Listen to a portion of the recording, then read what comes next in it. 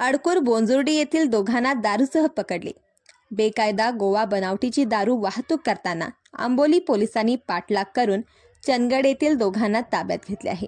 त्यांच्याकडून 1 लाखाच्या दारूसह 5 लाखांची कार असा 6 लाखांचा मुद्देमाल जप्त करण्यात आला आहे.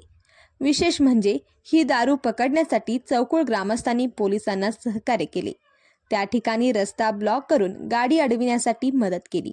सतीश भीमराव अर्दाळकर वय 37 राहणार अडकूर, अविनाश दशरथ पाटील वय 32 राहणार बोंजुर्डी अशी संशयितांची नावे आहेत.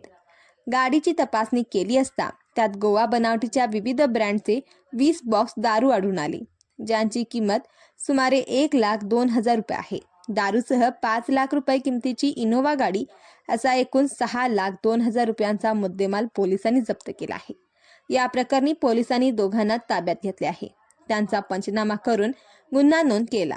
ही कारवाई पोलीस अधीक्षक मोहन दहीकर, अपर पोलीस अधीक्षक नयोमी साटम आणि उपविभागीय पोलीस अधिकारी विनोद कांबळे यांच्या मार्गदर्शनाखाली सावंतवाडी पोलीस निरीक्षक अमोल चव्हाण यांच्या नेतृत्वाखाली पथकाने केली. या पथकात संतोष गलोले आणि गौरव परब यांचा समावेश होते.